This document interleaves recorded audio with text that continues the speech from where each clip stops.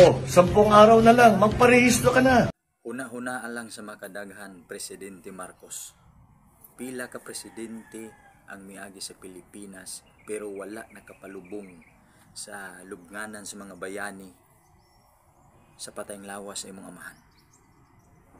Og nakabalo ka kung kinsa ang nakahimo sa pagpalubong kay nagkasinabot mo. Mao ang pamilya ni Presidente kaniadto Roa Duterte. Og karon akong nakita nga wala gyud kay ikabalos. Sa panahon ni Presidente kaniadto Roa Duterte nga naa siya'y mga tao nga musurbi or musiay kung kinsay mga drug lord, drug pusher. Usa ka, nakadungog ko sa iyang istorya sa social media, usa ka nga bangag. Pero tungod kay amigo mo, wala niya giladlad diha sa social media. Wala niya gipadayag nga kini si Marcos bangag ni siya, kining atong presidente. Gipadayag niya sa panahon nga nanamoy mga panaglingkil. Sa tinuod lang, wala ko nalipay sa nahitabo kang Presidente Roa Duterte, presidente kaniadto. Ug ako, laban ko kang Duterte. Tungod kay sa panahon ni Presidente Roa Duterte, daghan ang napitol, daghan ang nabungkag.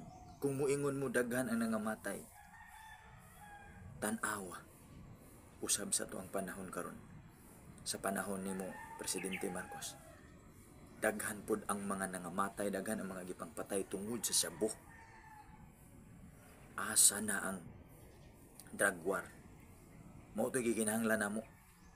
Aron mga pitol ang mga dautan ng mga tao. Aron mapitol. Karon murag wala nay nagpitol.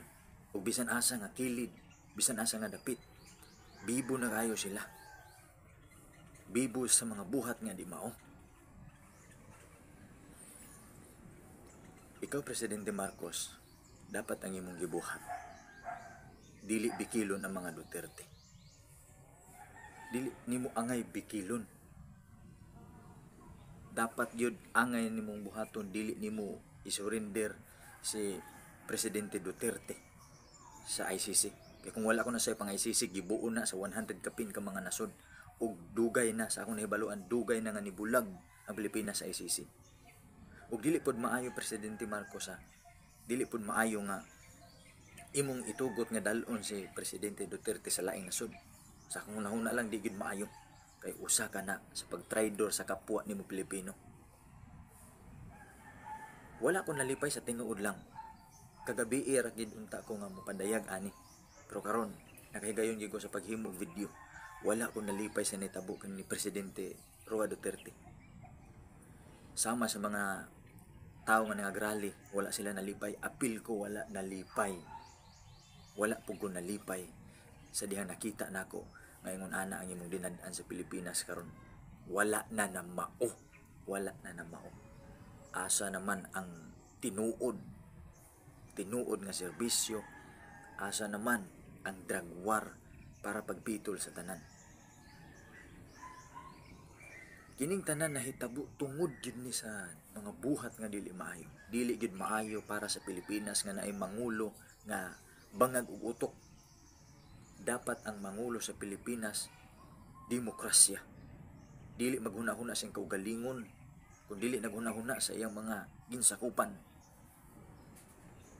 Dili magpadato sa kaugalingon, kung dili naghuna-huna kanunay sa mga tao nga nagakinahanglan sa mga tabang nagikan diha sa gobyerno. Presidente Marcos, kung muabot man ni sa imo nga mensahe naton tanga di nimo ni ikalain.